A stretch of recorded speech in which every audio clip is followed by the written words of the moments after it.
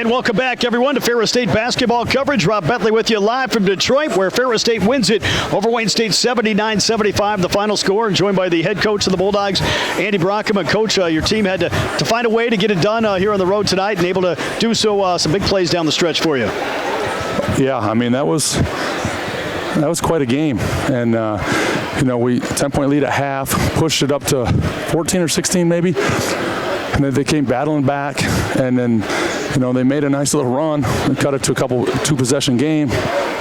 And we got it back up to 7 with some big shots by Ben. Just didn't take care of the basketball. Didn't play defense down the stretch. And pretty disappointed in our defensive effort, just letting it get to the rim time and time again. Got to close up the gaps. Got to finish it with a rebound. They have 12 offensive rebounds, and so disappointed on our end. But credit to Wayne, they wouldn't go away. They wouldn't go away at all, and they had some really nice players that stepped up and made big plays. So it was a real battle. Even when we were up double digits for a little bit there, I never felt like we were, just because it was so physical and it was such a good battle. And, obviously with Coach Moan over there, it's great to see him. And then if you turn the camera down to the floor, there's a whole huddle of alum there, thousands and thousands of points and memories, and just great young men doing great things. And it's great to get pictures with them and hug them. And I'm glad we're doing it with a victory, because that could have been a loss the way that Wayne was playing. And honestly, it was a mental thing for us, because our physical effort today was pretty good. It was just more mental. We were out of position a few times, and some of that's Reese's back spasms, where we thought he was going to play, and he can't play. And then, Amari being out, nicked up a little bit.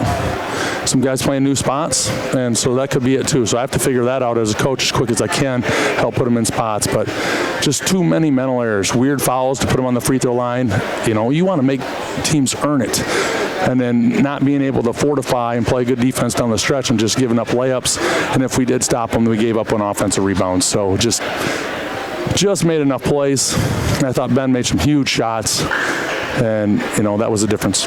Obviously, you mentioned those shots from Ben down the stretch, hit 3 big baskets for you.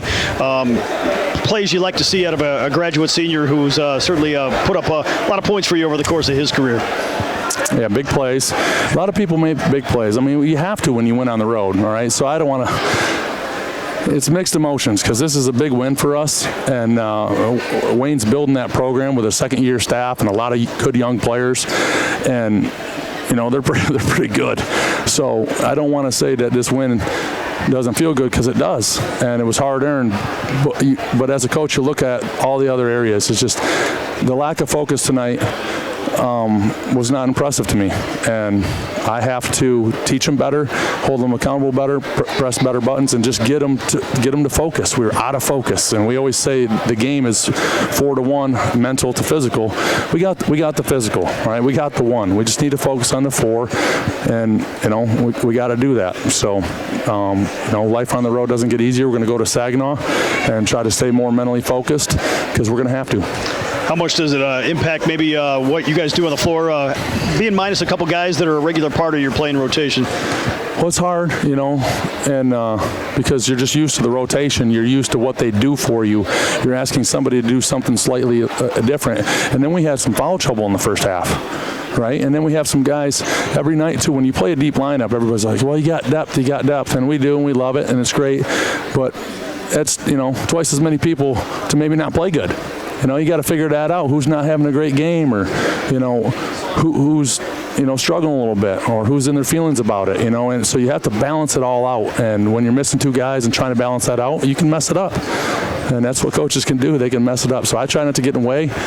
Let these guys make the plays that they're supposed to make. Keep it simple, and go from there. But I honestly, as a coaching staff, it always starts with us. But Robert, there's a couple guys, 2 or 3 guys that have more in the tank, and I've seen it. I've seen it in practice. I've seen it in previous years. And when we get them rolling, because I believe in them, and I know they will, I think we will be better. I know. Right back to work here as you get ready to take on Saginaw on Saturday, and another place that's been tough to play over the years here at the GLIAC. Oh, yeah. it's just how I'm built too. You know, I get nervous before the games. A good nervous. Everybody says that's a good feeling. You'd miss it if you left the game.